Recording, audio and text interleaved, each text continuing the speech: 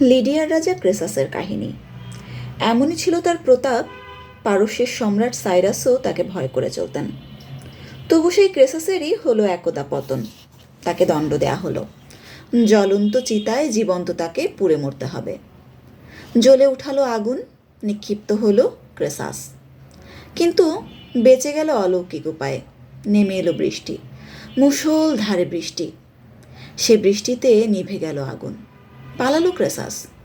ভাগ্যদেবী ভাবলেন, এবার ওর সুমতি হবে, এবার সুপথে আসবে ক্রেসাস।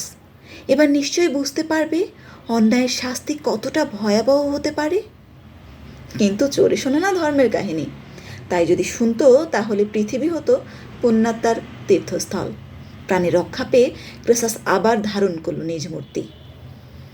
আমি আবার সৈন্য সংগ্রহ করব, আবার যুদ্ধ করব, রাজ্য জয় করব, সমগ্র পৃথিবী হবে আমার পদানত।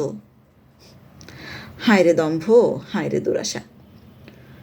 ভাগ্যদেবী আমার প্রতি সুপ্রসন্না, আর তাই জ্বলন্ত চিতা থেকে তিনি আমাকে রক্ষা করেছেন। ক্রেসাস এরপর একদিন স্বপ্ন দেখলেন। স্বপ্ন দেখলাম আমি বসে আছি একটা গাছে।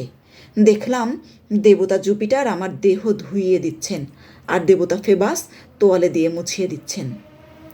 ক্রেসাস ভাবল এই স্বপ্ন শুভ। দেবতারা যখন তার পরিচর্যা করছেন, ভাগ্য তখন সুপ্রসন্ন নিশ্চয়ই। কন্যাকে ডেকে বললেন স্বপ্নের এই কাহিনী। আমি নিশ্চিত এ স্বপ্নের অর্থ মর্তলোকে আমি অজেয়। না পিতা, না, এর ব্যাখ্যা ভিন্ন বলেই মনে হচ্ছে আমার। যে গাছ আপনি স্বপ্নে দেখেছেন আসলে তা ফাঁসি কাঠ। দেবতা জুপিটার যে স্নান করাচ্ছেন আপনাকে, আসলে তা বৃষ্টির জলধারা। দেবতা ফেবাস যে আপনার দেহ মুছে দিচ্ছেন, আসলে তা সূর্যের উত্তাপ।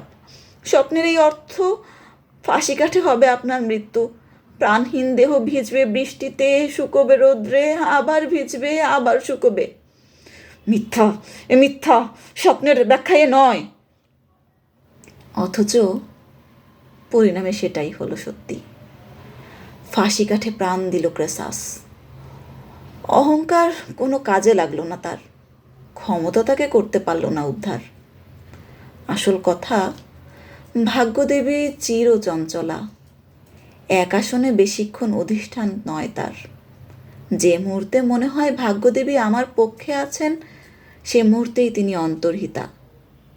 যখন মনে হয় ভাগ্য সুপ্রসন্ন, ভাগ্য তখনই মুখ ঢাকে মধ্যদিনের সূর্যের মতো ঘোর কৃষ্ণ মেঘে।